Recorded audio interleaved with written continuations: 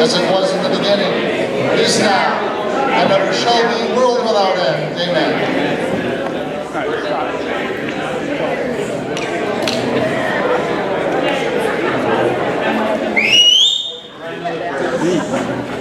Welcome back.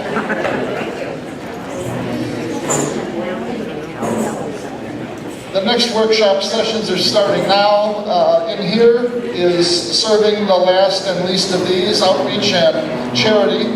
And that'll be Deacon Gary McSwain from St. Pius, the 10th Parish in Coeur. Deacon Gary started out as the outreach minister there and is currently pastoral associate in DRE. And Doug Alice is the executive director of Catholic Charities of Idaho. And they're going to be talking in here. Meanwhile, in classrooms G and F, we'll be hearing from Rachel Arends on the preaching the message and teaching and preaching. So that's what we're doing, and welcome back, and I'll hand it over to Doug Alice. Thank you very much. My name is Doug Alice. I'm the director of Catholic Charities of Idaho. And Deacon Gary and I were asked to talk about service to the least from a parish perspective, and also from what the Salt and Light document describes as a diocesan social structure perspective. And I was the selected diocesan social structure. So I'm going to kick this off, and then I'll let Gary talk about the excellent work of St. Pius Parish in northern Idaho. One thing, we were told that we were going to do this 5 times. I've been here 6 months. I've been with Catholic Charities for 20 years and came to Idaho to be the director in November. So I've never been to a convocation before. I didn't know what a convocation was. I was just asked to do a talk in June, and I said, sure. I actually think it may sound strange to say this, but in working for the church for 20 years, I don't think I've ever addressed a more purely pastoral audience like this. So it's interesting, and I really enjoyed and been enriched by the conversation so far this week. But about the 5 presentations, we were sort of thinking that, well, we have 5 times to do this. The first will be like a preseason football game, and then we'll get better and better. So unfortunately, you're just getting the preseason version of this, and if we fumble a few times, we ask for your patience. I'd like to say a few things about Catholic Charities as a movement. And here in Idaho, we're new. We've only been around 10 years. Jack mentioned yesterday, earlier this week, that 50 years is nothing in the life of the church. And actually, Catholic Charities is a very old movement in the United States. We've been around since the late 1700s. The Ursuline Sisters started an orphanage in New Orleans, and that's really where we trace our roots. So we have sort of prehistory. People ask me how long we've been at work, and I always say, well, scholars will tell you that Jesus preached the Sermon on the Mount in the year 30, so I date it from there. We're also, this is part of the commercial message, just so you know. Catholic Charities is the largest nonprofit social service network in the United States of America. Now, I know the Lutherans will tell you, because I've heard this, that they think they are. My response is, don't believe it. It's not true, we are. But we don't get into arguments with them. We have in different dioceses different mission statements, but we're generally recognized as the professional service arm of the local diocese, and that is how we see ourselves here. Jack mentioned the changes in the church in the last half a century, and we have, of course, been part of those changes. For our first 150 years, we were really very much a part of the immigrant church. And our services, though not exclusively, were largely to the Catholic population. In my former diocese, we had a number of robust contracts with the state back in the 50s and 60s to do foster care placement services for Catholic children. We ran maternity homes. We called them unwed homes for mothers at that time. for Catholic girls. It seems hard for me to imagine that we'd have a state contract to serve exclusively Roman Catholic children, but that was the case.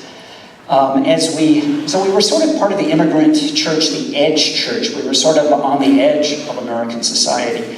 And as the church moved to the center and celebrated its arrival, we also experienced the council and the calling forth of a broader sense of mission. We have our own history within Catholic Charities of how we responded to that.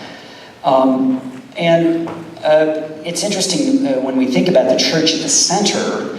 We talked a little bit about the geography of Jesus earlier this week.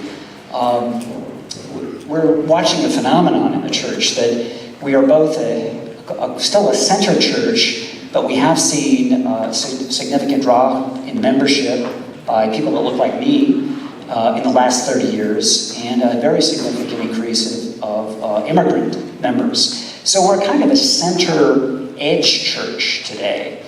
And I think that institutions like Catholic Charities are good bridges from that center to edge. And I think that imagery fits with a lot of the language of our service to those in the margins. I want to say a little bit about the issue of being institutional. And this is where I kind of feel the warmth of this gathering. The church is a religious community that is both communal and institutional. In my work, I have an opportunity to interact with a lot of people outside the church. And we're sort of we claim we're a thing. We're in the world. We're not a city on the hill. We're worldly, and we have assets. We have charitable organizations, we have parishes, we have hospitals. We divide every corner of the earth, I think, into dioceses and parishes. So we're very, very present, and I think that flows out of our incarnational theology. And we create institutions as the free exercise of religion to fulfill our mandate of service to the larger community. So our institutional response is an act of religion for us.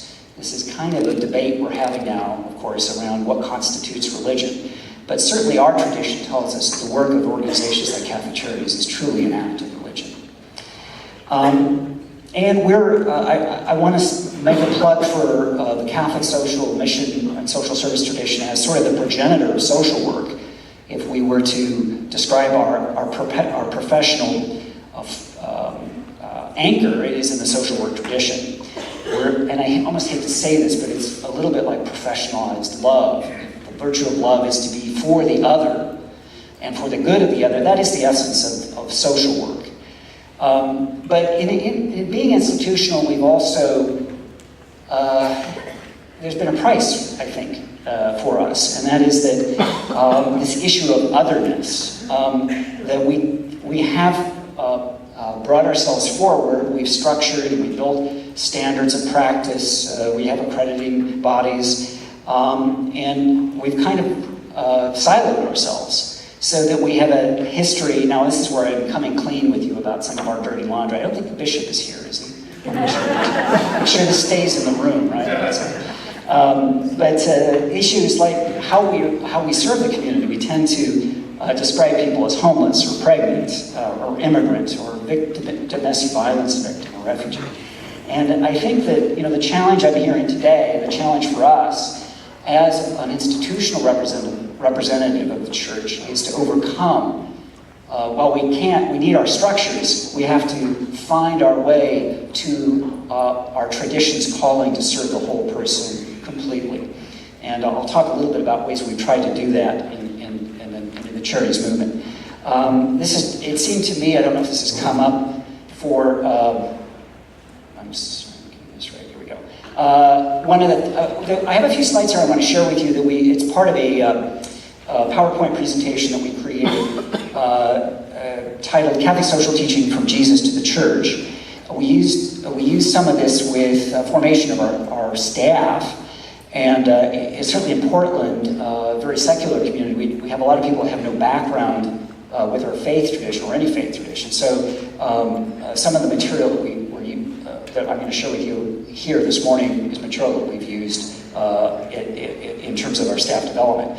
So we talk about the 4 tasks of the church in the world: affirm human dignity, affirming human rights, which are the moral norms required for human dignity, to promote a sense of meaning in all areas of human activity, and to contribute to the unity of the human family and the common good. So that's that sort of broad charter that the council set for us.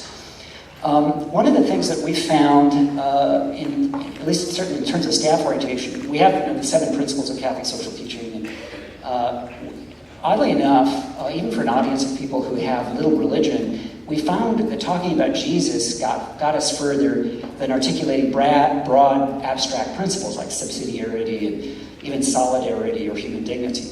So because this talk we were asked to talk about service to the least, I've just picked out a few threads from the presentation we do on the issue of the preferential option, which is a pretty compelling concept that the church puts forward for us. So I wanted to kind of move from those general principles to a little bit of a reflection about Jesus and the public ministry.